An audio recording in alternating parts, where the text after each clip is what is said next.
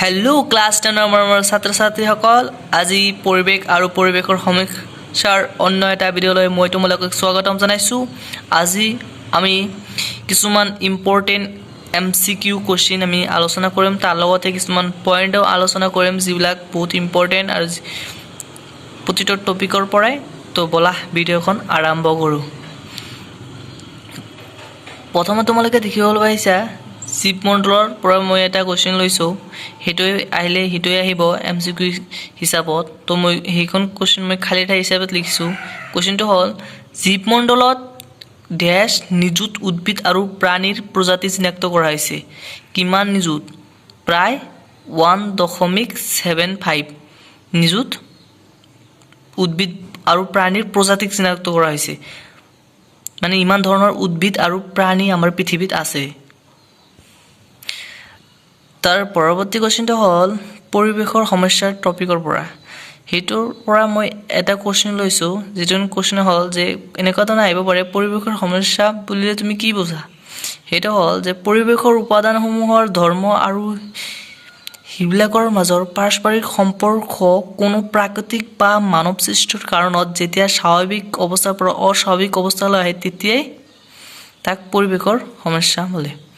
তাৰমানে যদি পৰিৱেশত সকলো কিছু নৰ্মাল থাকে তেনেহ'লেতো সেইটো পৰিৱেশৰ সমস্যা নহয়। যেতিয়াই পৰিৱেশৰ এই উপাদানসমূহৰ ধৰ্ম যিটো ভাল আছিল, পৰিৱেশ যিটো ভাল এটা সুস্থময় পৰিৱেশ আছিল, সেইটোৰ যদি কোনো ব্যাঘাত জন্মে কোনো মানৱ সৃষ্ট বা প্ৰাকৃতিক কাৰণে, যেনেকুৱা আগতে সিমান কাৰ্বন ডাই অক্সাইড বা পৃথিৱীত গোলকীয় উত্তাপ সিমান নাছিল, কিন্তু মানুহৰ কাৰণে কল কাৰখানাৰ সৃষ্টি হোৱাৰ কাৰণে, গাড়ীৰ পৰা নিৰ্গত ধোঁৱা আদিৰ কাৰণে সেই গোলকীয় উত্তাপ বৃদ্ধি পাইছে। সেইটো এটা পৰিৱেশৰ সমস্যা, কাৰণ আগততো সেনেকুৱা নাছিল। তো বৰ্তমান কি হৈছে, সেনেকুৱা ধৰণে পৰিৱেশৰ ব্যাঘাত জন্মি আছে। তেনেকুৱা ধৰণে গছ গছনি মানে কাটি পেলাইছে।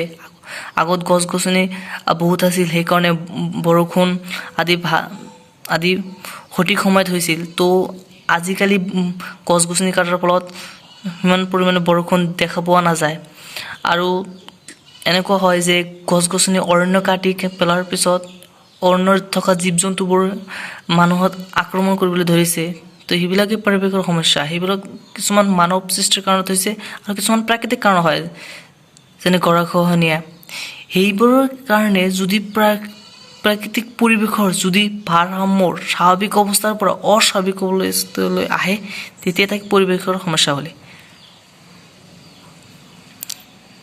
তাৰপিছত আহা বায়ুমণ্ডলত 1.5% কাৰ্বন ডাই গেছ থাকে, 0.035% কাৰ্বন ডাই অক্সাইড গেছ আছে।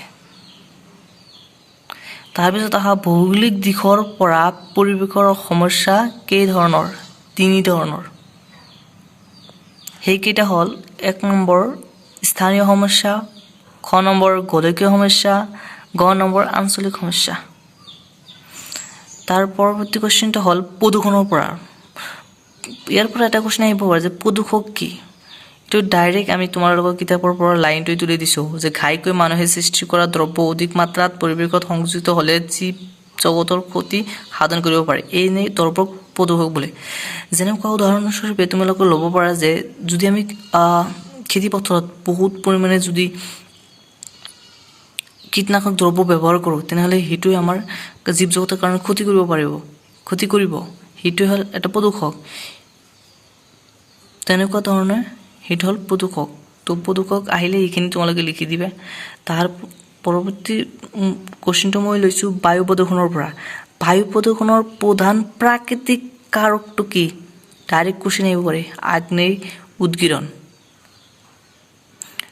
মানে উদ্গীৰণৰ ফলত বহুত পৰিমাণে ধোঁৱা, কাৰ্বন ডাই অক্সাইড গেছ সেইবিলাক ওলায়। তো সেইবিলাকে কি কৰে, বায়ুটো প্ৰদূষণ কৰে। বায়ু প্ৰদূষণ কি? বায়ুৰ যিটো স্বাভাৱিক যিটো গেছৰ যিটো শতকৰা হিচাপে থাকে তাতকৈ যদি বেছি পৰিমাণে পোৱা যায় তেনেহ'লে সেইটোৱে বায়ু প্ৰদূষণ। আৰু এটা কুৱেশ্যন যে কিমান চনত ফিলিপিনছৰ মাউণ্ট পিনাটুৰত উদগীৰণ হৈছিল? 1991 চনত। তো এইখিনি আছিল সম্পূৰ্ণ লেচনটো মই লোৱা নাই, বায়ু প্ৰদূষণলৈকে লৈছোঁ জীৱমণ্ডলৰ পৰা। তো এইখিনি আছিল তো জীৱমণ্ডলৰ পৰা বায়ু প্ৰদূষণ লৈ যিবিলাক MCQ সম্ভাৱ্য MCQ হ'ব পাৰে সেইবিলাক মই দাঙি ধৰিবলৈ চেষ্টা কৰিছোঁ আৰু যিবিলাক শ্বৰ্ট কুৱেশ্যন আহিব পাৰে সেইবিলাক মই দাঙি ধৰিছোঁ তো আহিলে কুৱেশ্যন এইখিনিৰ পৰা আহিব ইয়াৰ পিছত পৰৱৰ্তী টপিকবোৰৰ MCQ কুৱেশ্যন লৈ আহিম আৰু এনেকুৱা ধৰণৰ শ্বৰ্ট কুৱেশ্যনবিলাকো লৈ আহিম তো আজিৰ কাৰণে এইখানে লগ পাম পৰৱৰ্তী ভিডিঅ'ত ধন্যবাদ